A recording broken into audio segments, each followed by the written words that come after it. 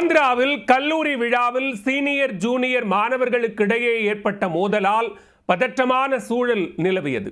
மேடையில் மாணவிகளுடன் ஆடுவது தொடர்பான போட்டியில் கல்லூரி வளாகமே வன்முறை களமாக மாறியதன் பின்னணி என்ன?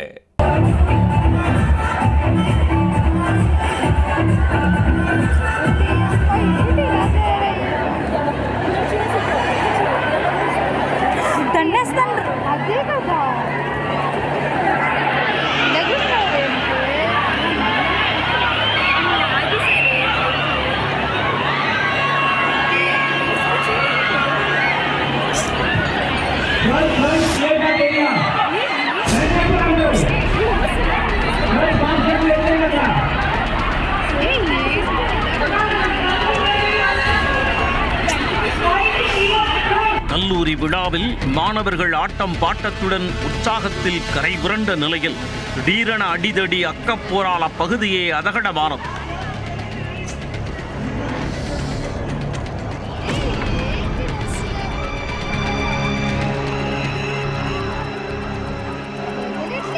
சீரும் சிறப்புமாக தொடங்கிய விழா மோதலில் முடிந்துள்ளது. நடந்தது என்ன?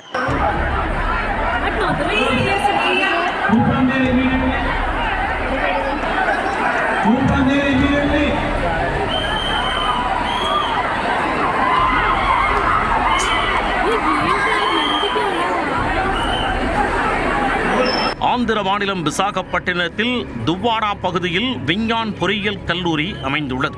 இந்த கல்லூரியில் நடைபெற்ற விழாவின் போது மாணவர்கள் மேடை ஏறி ஆட்டம் பாட்டத்துடன் உற்சாகத்தில் திளைத்திருந்தனர்.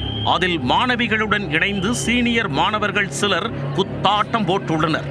அப்போது உற்சாக மிகுதியில் ஜூனியர் மாணவர் ஒருவர் திடீரென மேடை ஏறி சீனியர் மாணவர்களுடன் இணைந்து நடனமாடி உள்ளார்.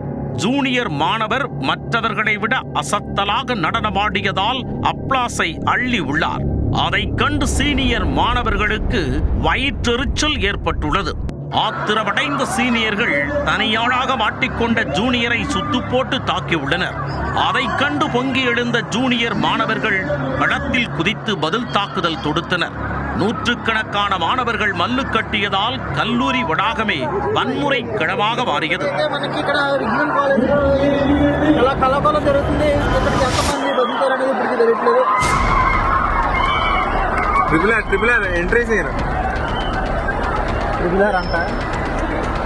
ஒரு கட்டத்தில் அடாவடி மாணவர்கள் சிலர் இரும்பு ராடுகள், பைப்புகள், கம்பிகளை கையில் எடுத்து ரவுடிசம் செய்தனர்.